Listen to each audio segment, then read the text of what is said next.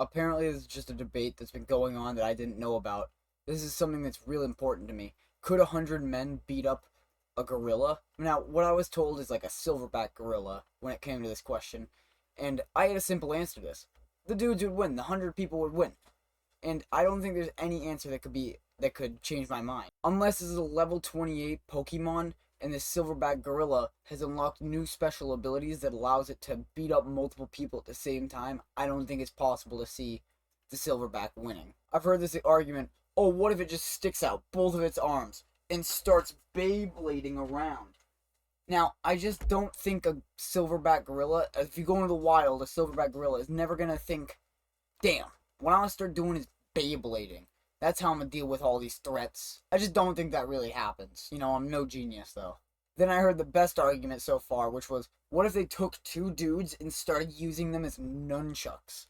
Now, that would be cool, but at that point, we need to train it like a Roman legion level fucking silverback gorilla. This thing would be army. This would just be a military installation if it could pick up two dudes and start nunchucking them around like they're fucking toys. Now, the main discussion, of course, can 100 people beat up a gorilla? Easily. Now, what tactic do they use? I have the simple tactic of human wave. Because if you just have people just jumping on him, at a point, human wave 100 people, there's just no shot of success. I think that could succeed against two gorillas. I think 100 dudes could beat 2 or maybe even 3 on a lucky day. But there's going to be heavy casualties with the human wave strategy. This debate or question reminds me of the question I always raise, which is, how many 3rd graders do you think you could beat up Call of Duty Waves style before you're dead? It's like, you have to factor in stamina, you have to think about it.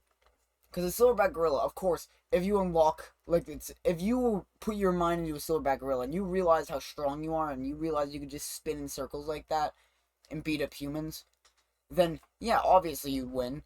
But in the real case, a regular silverback gorilla will not start spinning like a fucking Beyblade. At first, I feel like when everybody hears this question, they're like, oh, the gorilla, but then they think, like, you debate it a little bit, and then you realize the humans probably have it. When I first heard this, I instantly, humans. Because 100 versus 1 in almost anything. Like, think about ants killing a large creature, or ants working together. No matter how small the creatures are, if they work together in any capacity, you could end up having great success against any ulterior foe. Alright, well, that's about it for today's video. Peace.